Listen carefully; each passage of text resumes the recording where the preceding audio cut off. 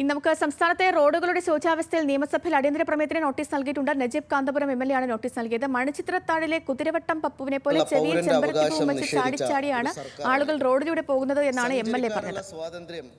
വ്യക്തിയുടെയും ഭരണഘടനാപരമായ അവകാശമാണ്. പൊതുമരാമത്ത് വകുപ്പിന് കീഴിൽ 30,000-ഓളം കിലോമീറ്റർ ദൈർഘ്യമുള്ള റോഡുകൾ നാട്ടിലുണ്ട് എന്നാണ് ബഹുമാന്യനായ മന്ത്രി ഇപ്പോൾ പറഞ്ഞത്. ഇവയിൽ എത്ര റോഡുകളിലൂടെ ആളുകൾക്ക് എല്ലൊടിയാതെ യാത്ര ചെയ്യാനാവും സർ? അങ്ങ് ഭാവിയിൽ റോഡ് നന്നാവുമെന്നാണ് ഇപ്പോൾ പറഞ്ഞത്. എന്നാണ് സർ ആ ഭാവി ഉണ്ടാവുക? 3.5 കോടി മലയാളികൾ മഹാഭൂരിപക്ഷം പേരും യാത്രക്ക് ആശ്രയിക്കുന്നത് റോഡ് മാർഗമാണ്.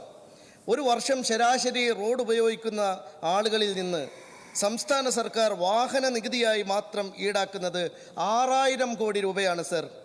എന്നാൽ നമ്മൾ എന്താണ് സർ ജനങ്ങൾക്ക് തിരിച്ചു കൊടുക്കുന്നത്? ഇന്ന് യുദ്ധഭൂമിയിലേക്ക് പോകുന്ന പോലെയല്ലേ ആളുകൾ നടുറോട്ടിലേക്ക് പോകുന്നത്? ജീവൻ കിട്ടിയാൽ കിട്ടി, തിരിച്ചു വന്നാൽ വന്നു. എന്തുറപ്പാണ് റോഡ് വഴിയുള്ള യാത്രകൾക്കുള്ളത്? കാൽനട യാത്രക്കാർക്ക്, സ്ത്രീകൾക്ക്, കുട്ടികൾക്ക്, ആസ്പത്രികളിൽ പോകുന്നവർക്ക് കേരളത്തിലെ ഒരു റോഡിലൂടെ സുരക്ഷിതമായി സഞ്ചരിക്കാൻ കഴിയുമോ സർ? അതെ, പെരിന്തൽമണ്ണയുണ്ട്. മണിച്ചിത്രത്താഴിലെ കുതിരവട്ടം പപ്പുവിനെ പോലെ ചെമ്പരത്തിപ്പൂ ചെവിയിൽ വെച്ച് ചാടി പോകേണ്ട അവസ്ഥയല്ലേ സർ മലയാളികൾക്കിപ്പോൾ? പണ്ട് ബഹുമാന്യനായ പൊതുമരാമത്ത് വകുപ്പ് മന്ത്രി കുഴികൾ എണ്ണാനായിരുന്നു ആവശ്യപ്പെട്ടത്. ഇന്ന് റോഡിലെ കുളങ്ങൾ എണ്ണിയാൽ തീരുമോ സർ? എത്ര വിലപ്പെട്ട ജീവനുകൾ പൊലിഞ്ഞു? കഴിഞ്ഞ ഒരു വർഷത്തെ കണക്കെടുക്കാം സർ. 2023 മാത്രം 4,010 ജീവനുകളാണ് റോഡ് അപകടങ്ങളിൽ നഷ്ടപ്പെട്ടത്. 54,369 പേർക്കാണ് പരിക്കേറ്റത്. എത്ര മനുഷ്യരുടെ നട്ടലൊടിഞ്ഞു? എത്ര മനുഷ്യർ ബെഡ് റിഡനായി? എത്ര മനുഷ്യർക്ക് അംഗവൈകല്യമുണ്ടായി? എത്ര ഗർഭിണികൾ നടുറോട്ടിൽ പ്രസവിച്ചു? എത്ര സ്ത്രീകൾക്ക് അബോർഷനായി? ഇത് കേട്ടാൽ തോന്നും ഞാൻ ഈ പറയുന്നതെല്ലാം മാസങ്ങൾക്ക് മുമ്പാണ് സർക്കാരിന്റെ കെടുകാര്യസ്ഥതയുടെ മകുടോദാഹരണമായി എന്റെ നിയോജക മണ്ഡലത്തിലെ പട്ടാമ്പി റോഡിൽ ഒരു ഗർഭിണി വീണ് അബോർഷനായി സർ. ഈ കൊലക്കുറ്റത്തിന് ആരുടെ പേരിലാണ് സർ കേസെടുക്കുക? ജനിക്കാതെ പോയ ആ കുഞ്ഞിന്റെ ഘാതകൻ PWD ഡിപ്പാർട്ട്മെന്റ് ആണ് സർ. കാസർഗോഡ് മുതൽ തിരുവനന്തപുരം വരെ സഞ്ചരിച്ചാൽ എത്ര റോഡുണ്ട് മെച്ചം? ഞാൻ ഈ ചർച്ച തുടങ്ങുമ്പോൾ ഭരണകക്ഷിയിലെ ഒരുപാട് MLA എന്നോട് പറഞ്ഞു ഞങ്ങളുടെ റോഡ് കൂടി ഒന്ന് പറയണമെന്ന്. പക്ഷേ എനിക്ക് കാസർഗോഡ് മുതൽ തിരുവനന്തപുരം എത്ര മെച്ചപ്പെട്ടത്? നിങ്ങൾ പറയുന്നതെല്ലാം നീർക്കുമിളകളാണ്. മന്ത്രി ചില റോഡുകളുടെ വീഡിയോകൾ സോഷ്യൽ മീഡിയയിൽ പ്രചരിപ്പിക്കുമ്പോൾ ഞങ്ങൾക്കൊക്കെ കൊതി തോന്നും സർ. ഇങ്ങനെയുള്ള ഒരു റോഡെങ്കിലും ഞങ്ങളുടെ നാട്ടിലൂടെ ഒന്ന് കാണാൻ പറ്റിയെങ്കിലെന്ന് ഞങ്ങൾ വിചാരിക്കും. പൊതുമരാമത്ത് വകുപ്പിന് കീഴിൽ മന്ത്രി നേരത്തെ പറഞ്ഞ പോലെ 29,573 കിലോമീറ്റർ റോഡുണ്ട്. സ്റ്റേറ്റ് ഹൈവേ 4,128.38 കിലോമീറ്റർ റോഡുണ്ട്. മേജർ ഡിസ്ട്രിക്ട് റോഡ് 25,444.7 കിലോമീറ്റർ ഉണ്ട്. ഇതിന് പുറമെ NH കീഴിൽ വരുന്ന 548 കിലോമീറ്റർ വേറെയുണ്ട്. ഇതിൽ നിങ്ങൾക്ക് നേരെയാക്കാൻ കഴിഞ്ഞത് എത്ര കിലോമീറ്റർ റോഡാണ് സർ? ഇന്നലെ മാതൃഭൂമിയുടെ മുഖപ്രസംഗം ഉണ്ടായിരുന്നു. എണ്ണി പറഞ്ഞിട്ടുണ്ട്. വടക്കൻ കേരളത്തിലെ തലപ്പാടി മുതൽ തിരുവനന്തപുരത്തെ വിൻസെന്റ് MLA ഇവിടെ ഉണ്ട്. സ്മാർട്ട് റോഡുകൾ വരെ തകരാറിലായി കിടക്കുന്ന റോഡുകളെ വിശദമായി പറയേണ്ടായി. കണ്ണൂർ ജില്ലയിൽ MLA ഇവിടെ ഉണ്ടല്ലോ. കരിവള്ളൂരിലെയും ഓണക്കുന്നിലെയും വെള്ളൂരിലെയും റോഡുകളുടെ സ്ഥിതി എന്താണ് സർ? കോഴിക്കോട് ജില്ലയിലെ സ്ഥിതി എന്താണ് സർ? ചോറോടും തിക്കോടിയിലും ദേശീയപാതയുടെ നിർമ്മാണത്തെ തുടർന്ന് പരിസരവാസികൾ ദുരിതത്തിലായിട്ട് എത്ര കാലമായി സർ? ഇവിടെ TV ഇബ്രാഹിം MLA ഉണ്ട്. കോഴിക്കോട് എയർപോർട്ടിലേക്കുള്ള റോഡിന്റെ സ്ഥിതി എന്താണ് സർ? മലപ്പുറം ജില്ലയിലെ ഗതാഗതം ഇപ്പോൾ പൂർണ്ണമായും സർവീസ് റോഡിലൂടെയാണ് സർ. വലിയ താഴ്ചയിലൂടെ കടന്നു പോകുന്ന വാഹനങ്ങൾക്ക് മീതെ ഏത് നിമിഷവും മൺതിട്ടകൾ അടർന്നു വീണേക്കാം എന്ന സ്ഥിതിയാണ് സർ. ഏത് സമയത്തും വെള്ളം കുത്തിയലിച്ചു വരുന്ന സ്ഥിതിയാണ് സർ. വളാഞ്ചേരി പെരിന്തൽമണ്ണ റോഡ് ബഹുമാന്യനായ മഞ്ഞളാംകുടി അലി സാഹിബിന്റെ നിയോജക മണ്ഡലത്തിലാണ്. എത്ര കാലമായി സാർ ഈ റോഡിന്റെ ദുരിതക്കഥകൾ അദ്ദേഹം ഈ സഭയിൽ ഉന്നയിക്കാൻ തുടങ്ങിയിട്ട്? ഇനി എന്റെ നിയോജക മണ്ഡലത്തിൽ ഒരു റോഡുണ്ട്. പെരുമ്പിലാവ് നിലമ്പൂർ സംസ്ഥാന പാതയിലെ ഏറ്റവും ട്രാഫിക് ഉള്ള പുലാമന്തോൾ മേലോറ്റൂർ റീച്ചാണത്. 144 കോടി രൂപ വകയിരുത്തിയിട്ട് 4 വർഷമായി സർ. കഴിഞ്ഞ പിണറായി സർക്കാരിന്റെ കാലത്ത് ബഹുമാന്യനായ മുഖ്യമന്ത്രി പ്രവൃത്തി ഉദ്ഘാടനം നിർവഹിച്ച റോഡാണ് സർ. ഈ റോഡിന്റെ മേൽനോട്ടം KSTPക്കാണ്. ഒരു വർഷമായി ഒരു പണിയും നടക്കാതായിട്ടും തിരിഞ്ഞു നോക്കാൻ ആരുമില്ല സർ. കോൺട്രാക്ടർമാർക്കുമേൽ ഈ സർക്കാരിന് യാതൊരു അധികാരവും ഇല്ലേ എന്ന് ഞാൻ ബഹുമാന്യനായ മന്ത്രിയോട് ചോദിക്കാൻ ആഗ്രഹിക്കുകയാണ്. ഇതിനൊന്നും മേൽനോട്ടം വഹിക്കാൻ ഒരു ഉദ്യോഗസ്ഥനുമില്ലേ? ഈ റോഡിലെ വേങ്ങൂരിൽ 3 പേരാണ് സാർ അപകടം മൂലം മരണപ്പെട്ടത്. രക്തസാക്ഷികളാണ് സർ ഇവർ. ആരാണ് ഇതിന് ഉത്തരവാദി? തൃശൂർ ജില്ലയിലെ വളരെ പ്രധാനപ്പെട്ട റോഡുകളിൽ ഒന്നാണ് തൃശൂർ കുറ്റിപ്പുറം സംസ്ഥാന പാത. KSTPയുടെ ആദ്യകാലത്ത് ഏറ്റെടുത്ത പ്രധാന വർക്കുകളിൽ ഒന്നാണ്. അന്ന് നിർമ്മിച്ച റോഡ് വർഷങ്ങൾ കേടാവാതെ നിന്നിരുന്നു സർ. എന്നാൽ ഇന്ന് ആ റോഡിന്റെ സ്ഥിതി എന്താണ് സർ? ബഹുമാന്യനായ മുഖ്യമന്ത്രി കുടിയില്ലാത്ത റോഡിലൂടെ തൃശൂരിലേക്ക് പോകാൻ 16 കിലോമീറ്ററാണ് സർ ചുറ്റി സഞ്ചരിക്കേണ്ടി വന്നത്. കോഴിക്കോട് നിന്ന് തൃശൂരിലേക്ക് വരുന്ന മുഖ്യമന്ത്രി എന്തേ കേച്ചേരി റോഡ് ഒഴിവാക്കിയത്? വടക്കാഞ്ചേരി വഴി തൃശൂരിലേക്ക് ചുറ്റിവളഞ്ഞ് ബഹുമാന്യനായ മുഖ്യമന്ത്രി പോയത് കുഴികൾ മറികടക്കാനാണ് സർ. സാധാരണക്കാർക്ക് ഇങ്ങനെ റൂട്ട് മാറിപ്പോകാൻ കഴിയുമോ സർ? അവർക്ക് എസ്കോട്ടും പൈലറ്റും ഇല്ല സർ. ഏഷ്യാനെറ്റ് ന്യൂസിന്റെ വഴിയാധാരം എന്ന പരമ്പര നിങ്ങൾ കാണണം. ഞെട്ടിപ്പിക്കുന്ന കാഴ്ചകളാണ് സർ. പത്തനംതിട്ട, കൊല്ലം ജില്ലകളെ ബന്ധിപ്പിക്കുന്ന കലഞ്ഞൂർ പാടം റോഡിലൂടെ നിങ്ങൾ യാത്ര ചെയ്തിട്ടുണ്ടോ? ബഹുമാന്യനായ കോന്നി അങ്ങ് ഇവിടെ നിൽക്കുന്നുണ്ടല്ലോ. MLA-മാരെ നാട്ടുകാർ റോഡിൽ തടയുന്ന സാഹചര്യമുണ്ടായി സർ. ഈ സർക്കാരിന്റെ ഭരണവൈകല്യമാണ് സർ. റീബിൽഡ് കേരള പദ്ധതിയിൽ ഉൾപ്പെടുത്തി കൊടുങ്ങല്ലൂർ ഷൊർണൂർ പാതയിലെ സ്ഥിതി എന്താണ് സർ? പാലക്കാട് ജില്ലയിലെ ഷൊർണൂർ പെരിന്തൽമണ്ണ സംസ്ഥാന പാത കടന്നു പോകുന്ന കുളപ്പുള്ളി മുതൽ പട്ടാമ്പി വരെയുള്ള ഭാഗത്തെ കുടികൾ എന്താണ് സർ? കഴിഞ്ഞ ദിവസം ഒരു യൂട്യൂബർ വളരെ മനോഹരമായി ഇത് കൊണ്ടുവന്നിരുന്നു സർ. എറണാകുളം ജില്ലയുടെ സ്ഥിതി എന്താണ് സർ? ദേശീയപാത 66-ൽ ഇടപ്പള്ളി മൂത്തകുന്നം ഭാഗത്തെ പ്രദേശങ്ങൾ വെള്ളത്തിനടിയിലാണ് സർ. കോട്ടയത്ത് മുണ്ടക്കയം കുമളി റോഡിന്റെ സ്ഥിതി എന്താണ് സർ? ബഹുമാന്യനായ നമ്മുടെ കുട്ടനാട് MLA-യുടെ പടഹാരം റോഡിന്റെ സ്ഥിതി എന്താണ് സർ? 5 വർഷമായിട്ടും കാഞ്ഞിരപ്പള്ളി മണിമല കുളത്തൂർ മുഴി റോഡ് മോചനം കാത്തുകിടക്കുകയാണ് സർ. ശബരിമല തീർത്ഥാടകർ ആശ്രയിക്കുന്ന എരുമേലി കാരിത്തോട് മണിമല റോഡിന്റെ സ്ഥിതി എന്താണ് സർ? മനുഷ്യർക്ക് സഞ്ചരിക്കാൻ കഴിയും വിധമല്ല ഇതൊന്നും. ബഹുമാന്യനായ പൊതുമരാമത്ത് വകുപ്പ് മന്ത്രി ഇതൊന്നും കാണുന്നില്ലേ? ആലപ്പുഴ ജില്ലയിൽ അരൂർ മുതൽ കായംകുളം കൃഷ്ണപുരം വരെ 97 കിലോമീറ്റർ ദൈർഘ്യമുള്ള ദേശീയപാതയിലൂടെ യാത്രയുടെ സ്ഥിതി എന്താണ് സർ? അരൂർ തുറവൂർ ഭാഗത്തെ ജനങ്ങൾ എങ്ങനെയാണ് യാത്ര ചെയ്യുന്നതെന്ന് ഉദ്യോഗസ്ഥന്മാർക്ക് അറിയുമോ? കൊല്ലം ജില്ലയിലെ പ്രധാന പാതയായ MC റോഡിലേക്ക് എത്തുന്ന റോഡുകൾ പൂർണ്ണമായും തകർന്നിരിക്കുന്നു സർ. തലസ്ഥാന നഗരിയിലെ എല്ലാം മനോഹരമെന്ന് ബഹുമാന്യനായ മന്ത്രി പറയുമ്പോൾ അങ്ങയുടെ വാദം പൊളിച്ചുകൊണ്ട് ഓരോ ദിവസവും മത്സരിച്ച് മാധ്യമങ്ങൾ റിപ്പോർട്ട് ചെയ്യുകയാണ്. ഈ നിയമസഭക്കകത്ത് ബഹുമാന്യനായ മന്ത്രി പ്രസംഗിക്കുന്നതിന്റെ പിറ്റേ ദിവസം മാധ്യമങ്ങൾ ആ റോഡ് തകർന്നു കിടക്കുന്നതിന്റെ ചിത്രങ്ങൾ, വീഡിയോകൾ കൊണ്ടുവരികയാണ്. അട്ടക്കുളങ്ങര തിരുവല്ല റോഡ് 4 കൊല്ലമായി പരിതാപകരമാണ്. വിനോദസഞ്ചാര കേന്ദ്രമായ പൊന്മുടിയിലേക്കുള്ള റോഡിന്റെ സ്ഥിതി നേരിട്ട് അനുഭവിച്ചവർക്ക് മനസ്സിലാക്കും സാർ. തിരുവനന്തപുരം നഗരത്തിലെ സ്മാർട്ട് റോഡുകളുടെ കഥ ഇനി ഞാൻ പറയേണ്ടതുണ്ടോ? 63 പൊതുമരാമത്ത് റോഡുകൾ സ്മാർട്ട് റോഡാക്കാൻ പദ്ധതിയിട്ടിട്ട് ഇന്ന് അതിന്റെ അവസ്ഥ എന്താണ് സാർ? റോഡുകളുടെ പ്രവൃത്തി ആരാണ് നിരീക്ഷിക്കേണ്ടത്? എത്ര AE-മാർ വർക്ക് സൈറ്റിൽ ഉണ്ടാവാറുണ്ട് സാർ? എത്ര എക്സിക്യൂട്ടീവ് എഞ്ചിനീയർമാർ ഇത് പരിശോധിക്കുന്നുണ്ട് സാർ? എത്ര EE-മാരും CE-യും റോഡുകളുടെ പ്രവൃത്തി വിലയിരുത്തുന്നുണ്ട് സാർ? നടപടി സ്വീകരിക്കുന്നുണ്ട്. കരാറുകാർക്ക് തോന്നിയ പോലെ ചെയ്യാനാണെങ്കിൽ എന്തിനാണ് സാർ ലക്ഷങ്ങൾ ശമ്പളം നൽകി ഈ ഉദ്യോഗസ്ഥരെ നമ്മൾ പോറ്റുന്നത്? റോഡ് എഞ്ചിനീയറിംഗ് ഗുരുതരമായ പ്രശ്നമാണ് സാർ. നമ്മുടെ റോഡുകൾ മിക്കതും പണിയുന്നത് അശാസ്ത്രീയമായിട്ടാണ്. റോഡ് കുഴിക്കുന്നത് എന്ത് പ്ലാനിങ് കൂടിയാണ്. ഡിപ്പാർട്ട്മെന്റുകൾ തമ്മിൽ അടിയോടടിയാണ് സാർ. വാട്ടർ അതോറിറ്റിയും PWDയും തമ്മിൽ അടിയാണ്. KSEB-യും PWDയും തമ്മിൽ അടിയാണ്. എല്ലാ പണിയും കഴിയുമ്പോഴേക്ക് കേബിളുകാർ കമ്പിപ്പാറയുമായി വന്ന് കുടിക്കാൻ വരികയാണ്. ഇത്ര പ്ലാനിംഗ് ഇല്ലാത്ത ഒരു വകുപ്പ് മറ്റേതാണുള്ളത് സാർ? ചില റോഡുകളിലൂടെ പോയാൽ അഡ്വഞ്ചർ പാർക്കിലൂടെയാണോ പോകുന്നതെന്ന് തോന്നിപ്പോകും. വിദേശ രാജ്യങ്ങളിൽ റോഡിന്റെ ഞാൻ ചുരുക്കാണ് സാർ, കാര്യത്തിൽ ഒരു വിട്ടുവീഴ്ചയും ഇല്ല സാർ. ഇവിടെ കമ്മീഷന്റെ കാര്യത്തിൽ മാത്രമേ വിട്ടുവീഴ്ച ഇല്ലാത്തതുള്ളൂ. അപ്പോൾ പറയും കേരളത്തിൽ മഴയുണ്ടായിട്ടല്ലേ. ഗോവയിൽ എന്താണ് സാർ മഴയില്ലേ? മഹാരാഷ്ട്രയിലും കർണാടകയിലും മഴയില്ലേ? എന്നിട്ട് എന്താ ഇവിടെ റോഡുകൾ കേടാവാത്തത്? ഇടുക്കിയിൽ റോഡരികിൽ ഈ മരങ്ങൾ മുറിക്കാൻ ഇനിയും കഴിയാത്തത് കൊണ്ട് മാത്രം എന്തെല്ലാം പ്രശ്നങ്ങളുണ്ട്. റോഡുകളിൽ ഉപയോഗിക്കുന്ന മെറ്റീരിയലുകളെ കുറിച്ച് ശാസ്ത്രീയമായി അറിവുള്ള എത്ര പേർ ഡിപ്പാർട്ട്മെന്റിൽ ഉണ്ട് സാർ? നമുക്കൊരു സ്ഥിരം ഏർപ്പാടുണ്ട്. മഴക്കാലപൂർവ്വ ശുചീകരണ യജ്ഞം പോലെ മേള പോലെ മഴക്കാലപൂർവ്വ ഓട്ടയടക്കൽ യജ്ഞം. മാർച്ച് 31 മുമ്പ് എംബുക്ക് റെക്കോർഡ് ഉണ്ടാക്കും. കോടികളാണ് ഈ യജ്ഞത്തിന് വേണ്ടി ചെലവഴിക്കുന്നത്. മഴ പെയ്താൽ ഒരു മാസം സമയം ഒരു മിനിറ്റ് കൂടി സർ, ഒറ്റ മിനിറ്റ് കൂടി എനിക്ക് വേണം. വെറ്റ് മിക്സ് കമ്പോണന്റ് ഒരു ചാക്കിന് 850 രൂപയാണ് സർ. ഈ വെറ്റ് മിക്സിന് പകരം ചെളി കൊണ്ടാണ് ഇവിടെ ഓട്ടയടക്കുന്നത്. അതുകൊണ്ടാണ് എല്ലാ എഞ്ചിനീയർമാരും മോശക്കാരാണെന്ന് ഞാൻ പറയുന്നില്ല, എല്ലാ കോൺട്രാക്ടർമാരും മോശക്കാരാണെന്ന് പറയുന്നില്ല. എന്നാൽ മോശക്കാരായ എഞ്ചിനീയറും കോൺട്രാക്ടർമാരുടെയും കൂട്ടുകെട്ടിന്റെ ചാകരക്കാലമാണ് സാർ ഈ മഴക്കാലം. അവർ കോടികൾ അടിച്ചു മാറ്റുകയാണ് സാർ.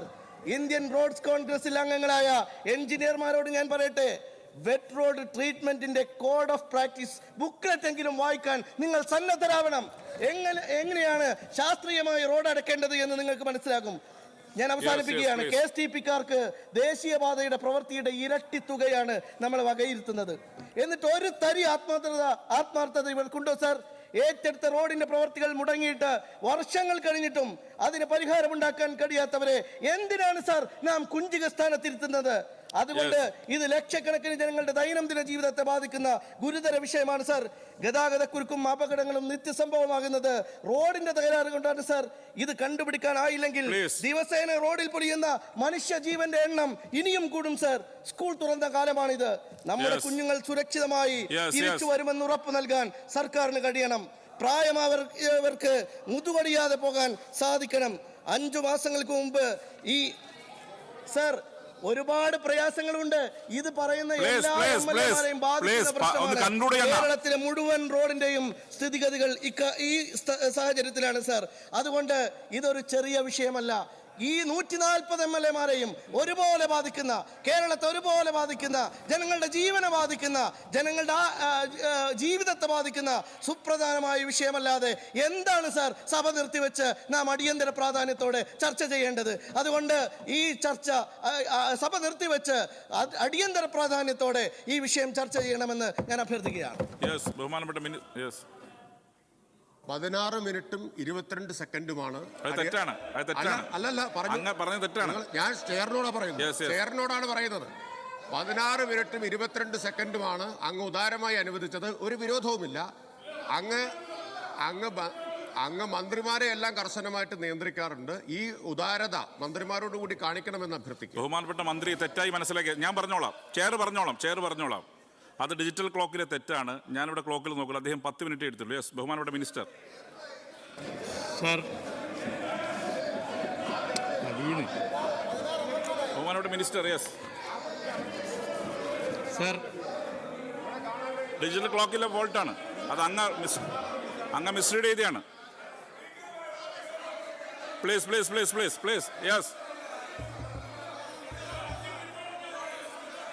യെസ് അങ്ങ് ബഹുമാനപ്പെട്ട മിനിസ്റ്റർ ഇരിക്കണം. യെസ് ബഹുമാനപ്പെട്ട മിനിസ്റ്റർ. സാർ, ബഹുമാനപ്പെട്ട അംഗം ഇവിടെ അദ്ദേഹത്തിൻ്റെ മണ്ഡലത്തിലെയും മറ്റു പല മണ്ഡലങ്ങളിലെയും റോഡിൻ്റെ ശോചനീയാവസ്ഥയുമായി ബന്ധപ്പെട്ട കാര്യങ്ങൾ അവതരിപ്പിച്ചിട്ടുണ്ട്. അതിൽ പല MLA-മാരും ഇവിടെ വന്ന് ഒരു എഴുത്ത് എഴുതി തന്നിട്ടുണ്ട്, അവരുടേതായ എഴുത്ത്. കാരണം അദ്ദേഹം പറഞ്ഞ പല റോഡും ഈ MLA-മാരുടെ മണ്ഡലത്തിലാണ്. ആ റോഡൊക്കെ ഒരു കുഴപ്പമില്ല എന്ന് മാത്രമല്ല, അത് നല്ല നിലയിൽ പോകുന്നു എന്ന് എഴുതിയിട്ടുണ്ട്. ഞാൻ ഓരോ റോഡായിട്ട് പറയുന്നില്ല, അത് ഞാൻ ശ്രദ്ധയിൽപ്പെടുത്തുകയാണ്. 2 സർ, വളരെ കൺസ്ട്രക്റ്റീവായിട്ടുള്ള ഡിബേറ്റ് ഇതുമായി ബന്ധപ്പെട്ട് നടക്കുന്നത് നല്ലതാണ് എന്നുള്ളതാണ് എൻ്റെ അഭിപ്രായം. ഇപ്പോൾ നമ്മൾ രാജ്യത്തെ ഏറ്റവും ഉയർന്ന ഗുണനിലവാരം ഉറപ്പുവരുത്താവുന്ന റോഡ് നിർമ്മാണ രീതിയാണ് BMNBC. സർ, ചിലവ് കൂടുതലാണ്. സാധാരണ ഒരു ചിപ്പിംഗ് കാർപ്പറ്റ് റോഡ് നിർമ്മാണത്തെക്കാൾ 1 കിലോമീറ്ററിന് 50 ലക്ഷം രൂപ അധികം ചിലവാണ്. പക്ഷേ ദീർഘകാലം ആ റോഡ് ഈട് നിൽക്കും. കേരളത്തിലെ പൊതുമരാമത്ത് വകുപ്പിൻ്റെ റോഡുകൾ ഞാൻ നേരത്തെ പറഞ്ഞു 29,522 കിലോമീറ്ററാണ്. ഇതിൽ 50% റോഡുകൾ BMNBC ആക്കി മാറ്റി തീർക്കുമെന്നാണ് 2021 പ്രകടന പത്രികയിലും LDF ചൂണ്ടിക്കാട്ടിയത്. 2016-2021 റോഡുകൾ BMNBC ആക്കി മാറ്റി തീർക്കുന്നതിന് മാതൃകാപരമായ ഇടപെടലാണ് അന്ന് സർക്കാർ നടത്തിയത്. ഇപ്പോൾ 50% കടന്ന് 16,882 കിലോമീറ്റർ റോഡ് BMNBC ആക്കി നമ്മുടെ സംസ്ഥാനത്ത് മാറ്റി തീർക്കാനായി എന്നുള്ളത് സഭയെ അറിയിക്കേണ്ടത്. അദ്ദേഹം പറഞ്ഞതുപോലെ ഇത് ഏതെങ്കിലും ഒരു പ്രത്യേക MLA മാത്രം സൗകര്യം കിട്ടുന്ന കാര്യമല്ല. ഈ ബെഞ്ചിലിരിക്കുന്ന എല്ലാ MLAമാരുടെയും മണ്ഡലത്തിൽ ഇതിൻ്റെ സൗകര്യം കിട്ടിയിട്ടുണ്ട്. ഇനിയും നമുക്ക് റോഡുകൾ പരമാവധി BMNBC ആക്കണം. ഇപ്പോൾ പെരിന്തൽമണ്ണ മണ്ഡലം എടുത്ത് പരിശോധിച്ചാൽ സംസ്ഥാന ശരാശരിയേക്കാൾ കൂടുതൽ BMNBC റോഡായി മാറിയ മണ്ഡലമാണ് പെരിന്തൽമണ്ണ. അത് 50 അല്ല 60 അല്ല അതിലും കൂടുതലാണ്. സർ, അദ്ദേഹം ഇവിടെ മണിച്ചിത്രത്താഴിൻ്റെ കഥ പറഞ്ഞു. മണിച്ചിത്രത്താഴിലെ കുതിരവട്ടം പപ്പുവിൻ്റെ കഥ പറഞ്ഞു. സർ, ശോഭനയുടെ അത്യുജ്വല അഭിനയം ഗംഗയും നാഗവല്ലിയുമായി മാറുന്ന മണിച്ചിത്രത്താഴ്. അതിൽ ഗംഗ ശോഭന വളരെ വിനയത്തോടെയുള്ള ശോഭനയാണ്. ഞാൻ പ്രതീക്ഷിച്ചത് അദ്ദേഹം ഒരു ഗംഗ ശോഭനയാകുമെന്നാണ്. കാരണം തൻ്റെ മണ്ഡലത്തിൽ ഇത്രയധികം BMNBC റോഡും പദ്ധതികളും കിട്ടിയതിൽ ഒരു ഗംഗ ശോഭനയാകുമെന്നാണ് ഞാൻ കരുതിയത്. എന്നാൽ ഞാൻ ഞെട്ടിപ്പോയി സർ, അദ്ദേഹം ഒരു നാഗവല്ലി ശോഭനയായി മാറി എന്നുള്ളത് ഞാൻ ഞെട്ടിപ്പോയി സർ. അതിൻ്റെ ഡീറ്റെയിൽഡ് കണക്കിലേക്ക് ഞാൻ കടക്കുന്നില്ല. ഇനിയും നമുക്ക് റോഡുകൾ BMNBC ആക്കാം. പെരിന്തൽമണ്ണ മണ്ഡലത്തിലും അതിന് പ്രത്യേക പരിഗണന നൽകും എന്നുള്ളത് സഭയെ അറിയിക്കുകയാണ് സർ. അതേ അവിടെ റോഡ് കട്ടിങ്ങിൻ്റെ കാര്യം പറഞ്ഞു സർ. ഞാൻ നോട്ടീസിലും ശ്രദ്ധിച്ചു, ഒരു ഏകോപനമില്ല സർ. ഞങ്ങൾ മന്ത്രിമാർ തമ്മിൽ നല്ല ഏകോപനം, നല്ല നിലയിൽ അത് ശ്രമങ്ങൾ നടത്തുന്നു സർ. ഇതിൻ്റെ ഭാഗമായി ഒരു ജിയോ ഈ പ്രശ്നം പരിഹരിക്കാൻ സഭയിലാകെ ചർച്ച ചെയ്ത് നമ്മളെല്ലാവരും വളരെ പോസിറ്റീവായി ഒരു ജിയോ ഇറക്കിയിരുന്നു സർ. 2022-24 ഫെബ്രുവരിയാണ് ഈ ജിയോ ഇറക്കിയത്. അതിൽ 2 വകുപ്പുകളുടെയും അതുപോലെ നടത്താൻ പോകുന്ന പ്രവർത്തികൾ മുൻകൂട്ടി തന്നെ റോഡ് സർവീസസ് എന്ന വെബ് പോർട്ടൽ മുഖേന അറിയിപ്പ് നൽകണമെന്ന് തീരുമാനിച്ചു. ഈ അറിയിപ്പ് പരിഗണിച്ചുകൊണ്ട് ഇരു വിഭാഗവും പ്രവർത്തികൾ അതിനനുസൃതമായി ക്രമീകരണം നടത്തണം എന്ന് നിശ്ചയിച്ചു. കുറേയേറെ കാര്യങ്ങൾ അതുമായി മുന്നോട്ട് പോയിട്ടുണ്ട്. പിന്നെയുള്ള ചില പ്രശ്നങ്ങളും നമ്മൾ കൂട്ടായി ചർച്ച ചെയ്തു. MLAമാരുൾപ്പെടെ ഇപ്പോൾ കുടിവെള്ള പ്രശ്നം വന്നാൽ ഏറ്റവും അധികം റോഡ് കീറാൻ വേണ്ടി അഭ്യർത്ഥിക്കുന്നത് MLAമാരാണ് സർ. അത് നമുക്ക് വേണ്ടാന്ന് പറയാൻ പറ്റില്ല. ജനങ്ങൾക്ക് വെള്ളം കൊടുക്കേണ്ടത്, അത് കുടിവെള്ളത്തിന് പൈപ്പിടാൻ ആകാശത്തു കൂടെ നമുക്ക് സാധിക്കില്ല സാർ, ഈ റോഡിലൂടെയേ പറ്റുകയുള്ളൂ. അപ്പം അതിൻ്റെ ഭാഗമായി നമ്മളതിന് അനുമതി കൊടുക്കുന്നു സാർ. അത് വീണ്ടും നമ്മൾ ചർച്ച ചെയ്തു. എല്ലാ MLAമാരും, ഭരണകക്ഷി പ്രതിപക്ഷ MLAമാർ, ഒരു പ്രധാന പ്രശ്നമാണ്. ഞാൻ ശ്രദ്ധിച്ചില്ല. ബഹുമാനപ്പെട്ട മിനിസ്റ്റർ ഇവിടെ പറഞ്ഞു എല്ലാ ഡിപ്പാർട്ട്മെൻറ്റുകളുമായി കോർഡിനേഷൻ ഉണ്ടെന്ന്. ഇന്നിപ്പോൾ ഏറ്റവും വലിയ പ്രശ്നം റോഡ് നന്നായി കഴിഞ്ഞാൽ ഉടൻ തന്നെ ജൽജീവൻ മിഷൻകാർ വന്ന് റോഡ് കുഴിക്കുകയാണ്. CRF റോഡ് എടുത്തിട്ടുള്ള എൻ്റെ മണ്ഡലങ്ങളിലെ റോഡ് വരെ കുഴിക്കുകയാണ്. പക്ഷേ സമയബന്ധിതമായി ആ കോൺട്രാക്ടറെ കൊണ്ട് തിരിച്ച് പഴയ സ്ഥിതിയിലാക്കാനുള്ള നടപടിയില്ല. റോഡുകൾ അത് കാരണം വളരെ ശോചനീയമായ നിലയിലേക്ക് മാറുകയാണ്. അതുകൊണ്ട് ജൽജീവൻ മിഷൻ വേണ്ടെന്നല്ല നമ്മൾ പറയുന്നത്. ജൽജീവൻ മിഷന് വേണ്ടി റോഡിൻ്റെ സൈഡിൽ പൈപ്പിടാൻ വേണ്ടി കുഴിച്ചു കഴിഞ്ഞാൽ അത് പൂർവ്വസ്ഥിതിയാക്കാനുള്ള അടിയന്തര നടപടി സ്വീകരിക്കാനുള്ള ഒരു ക്രമീകരണം ഉണ്ടാക്കുമോ? ഇവിടെ പറഞ്ഞിട്ടുള്ളത് ഇതുമായി ബന്ധപ്പെട്ട് ചർച്ച ചെയ്തിട്ടാണ് 2023 ഫെബ്രുവരി മാസത്തിൽ താഴെ പറയുന്ന ചില മാറ്റങ്ങൾ കൂടി വരുത്തി ഗവൺമെൻറ് ഓർഡർ പുതുക്കി നൽകിയത്. പൊതുമരാമത്ത് വകുപ്പിന് മുന്നേ അപേക്ഷ നൽകിയിട്ടുള്ളതും തുക അടച്ചിട്ടുള്ളതുമായ പ്രവൃത്തികൾ PWD നേരിട്ട് തന്നെ റോഡ് റീസ്റ്റോറേഷൻ പ്രവൃത്തികൾ ചെയ്യുന്നതാണ്. സർ, നമ്മൾ ചർച്ച ചെയ്തു. ഇപ്പോൾ ജലജീവൻ മിഷൻ്റെ ഭാഗമായി മറ്റൊരു വകുപ്പ് ചെയ്യുമ്പോൾ റീസ്റ്റോറേഷൻ പ്രോപ്പറാകുന്നില്ല. ഇപ്പോൾ BMNBC റോഡാണെങ്കിൽ നമ്മൾ മുറിച്ച് റീസ്റ്റോർ ചെയ്താൽ BMNBC തന്നെ ആകണം. ഇല്ലെങ്കിൽ എന്താണെന്ന് വെച്ചാൽ അത് വലിയ അപകടം വരും. അപ്പോൾ റീസ്റ്റോറേഷൻ PWD തന്നെ ചെയ്യുന്നതാണ് നല്ലതെന്ന് പൊതുവേ നമ്മളെല്ലാവരും കൂടി ചർച്ച ചെയ്ത് പൊതുവെ ഡിസ്കസ് ചെയ്ത കാര്യമാണ്.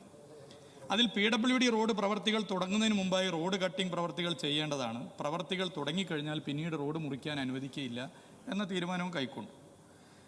DLP നിലവിലുള്ള പൊതുമരാമത്ത് റോഡുകളിൽ റോഡ് മുറിക്കൽ ആവശ്യമുള്ളപ്പോൾ നിലവിലുള്ള DLP റോഡ് മുറിക്കേണ്ട വകുപ്പിന് കൈമാറപ്പെടുന്നതാണ് എന്നുള്ളതും നിശ്ചയിച്ചു. ജനങ്ങൾക്ക് വീട്ടിലേക്ക് ആവശ്യമായ ചെറിയ കണക്ഷനുകൾക്ക് റോഡ് റീസ്റ്റോറേഷനിൽ ചില ഇളവുകൾ വരുത്തിയിട്ടുണ്ട്. ഇൻ്റർലോക്ക്, കോൺക്രീറ്റ് ഇതൊക്കെ ചെയ്താൽ മതി. എല്ലാ പ്രവർത്തികളും ഇരു വകുപ്പുകളുടെയും ഉദ്യോഗസ്ഥന്മാരുടെ സാന്നിധ്യത്തിലും മേൽനോട്ടത്തിലും ഗുണമേന്മ ഉറപ്പുവരുത്തിക്കൊണ്ടായിരിക്കണം. അതിനുവേണ്ടി ഒരു സമിതിയെ ഉണ്ടാക്കി, ജില്ലാതലത്തിലും ഉണ്ടാക്കി. ഞങ്ങൾ മന്ത്രിമാരും പരമാവധി അതിൽ ശ്രമിക്കുന്നുണ്ട് സാർ, കാര്യങ്ങൾ ചെയ്യാനും പരസ്പരം. ഈ നോട്ടീസ് പറഞ്ഞതുപോലെ ഒരു ഏകോപനമില്ലാത്തതിൻ്റെ പ്രശ്നം ഇല്ല. ഞങ്ങൾ പരമാവധി കാര്യങ്ങൾ ശ്രമിക്കുന്നുണ്ട് സാർ. പിന്നെ ഒരു പ്രശ്നം, നമ്മൾ ഒരു സിസ്റ്റം മാറിയതിനെക്കുറിച്ച് അദ്ദേഹം ഇവിടെ പറഞ്ഞില്ല. ഞാൻ പറയുമെന്ന് പ്രതീക്ഷിച്ചു. അദ്ദേഹം തന്നെ പലപ്പോഴും ശ്രദ്ധപ്പെടുത്തിയതാണ്. നമ്മൾ നേരിടുന്ന ഒരു പ്രധാന പ്രശ്നം എന്താണ്? ഒരു പുതിയ റോഡ് നിർമ്മിച്ചാൽ പരിപാലന കാലാവധി എത്രയാണ്? നമുക്ക് ആർക്കും അറിയില്ല. എനിക്കറിയില്ലേ, ജനങ്ങൾക്കും പൊതുവെ അറിയില്ല, നമ്മൾ പലർക്കും അറിയില്ലേ. നിർമ്മാണം പ്രോപ്പർ അല്ലെങ്കിൽ ആ റോഡ് തകരാറാണ്. എന്നാൽ ഒരു നിശ്ചിത കാലാവധി, പരിപാലന കാലാവധി, ഇപ്പോൾ BMMBC റോഡാണെങ്കിൽ 3 വർഷം, കെട്ടിടമാണെങ്കിൽ 5 വർഷം, പാലമാണെങ്കിൽ 5 വർഷം. ആർക്കറിയാമായിരുന്നു സർ? നിർമ്മാണം പ്രോപ്പർ അല്ലാത്തതിൻ്റെ ഭാഗമായി ഈ പരിപാലന കാലാവധിക്കുള്ളിൽ റോഡ് പൊട്ടുമ്പോൾ നമുക്ക് പരിശോധിക്കാൻ പറ്റില്ല. പഴയ സഭയിലെ രേഖകൾ എൻ്റെ കയ്യിലുണ്ട്, അതുമായി ബന്ധപ്പെട്ട ചോദ്യമൊന്നും ഞാനിവിടെ അവതരിപ്പിക്കുന്നില്ല. എന്നാൽ ഇത് ജനങ്ങൾ അറിഞ്ഞാൽ, സുതാര്യമാക്കിയാൽ ഇതിന് പരിഹാരം കാണാൻ പറ്റും. അതിൻ്റെ ഭാഗമായി DLP പരിപാലന കാലാവധി പരസ്യപ്പെടുത്തുന്ന പച്ച ബോർഡ് വെച്ചു. പിന്നെയുള്ളൊരു പ്രശ്നം, പരിപാലന കാലാവധി കഴിഞ്ഞാൽ ഈ റോഡ് എന്ത് ചെയ്യും? അതൊരു പ്രധാന പ്രശ്നമാണ്. പരിപാലന കാലാവധി കഴിഞ്ഞ് റോഡിന് കുഴപ്പം വന്നാൽ എന്താ ചെയ്യാറ്? ഒരു സെക്ഷൻ ഒരു 3 ലക്ഷം രൂപ കൊടുക്കും, ഒരു 100 ബാഗ് ഷെൽമാക്ക് അല്ലെ കോൾഡ് മിക്സ് കൊടുക്കും, 10 മുതൽ 15 ബാരൽ എമൽഷൻ നൽകും. ഇതുകൊണ്ട് എന്താവാനാണ്? ഒന്നും ആവില്ല. എന്ന് മാത്രമല്ല, മലയോര മേഖലയിലൊക്കെ മണ്ണിടിച്ചിലുണ്ടായാൽ ഈ പാവ ഉദ്യോഗസ്ഥർ പോയി ഒരാൾ സഹായിക്കാനുണ്ടാവില്ല, കയ്യിൽ നിന്നും പണം ചെലവഴിക്കും. പിന്നെ അതെങ്ങനെയാണ് ഈടാക്കുക എന്നുള്ളത് ഞാൻ പറയേണ്ടതില്ല. അത്തരമൊരു തെറ്റായ പ്രവണതയ്ക്ക് വളം വെച്ച് കൊടുക്കുന്നൊരു നിലപാടായിരുന്നു. എന്നാൽ റണ്ണിങ് കോൺട്രാക്ട് വന്നപ്പോൾ ഈ പരിപാലന കാലാവധി കഴിഞ്ഞാൽ 1 വർഷത്തേക്കുള്ള റോഡ് ഒരു കരാറുകാരൻ ആൻസറബിൾ ആണ് സർ. അതാണ് ഞാൻ പറഞ്ഞത്, കേരളത്തിലെ പൊതുമരാമത്ത് വകുപ്പിൻ്റെ 83% റോഡുകൾക്കും ഇന്നൊരു കരാറുകാരൻ ആൻസറബിൾ ആണ്.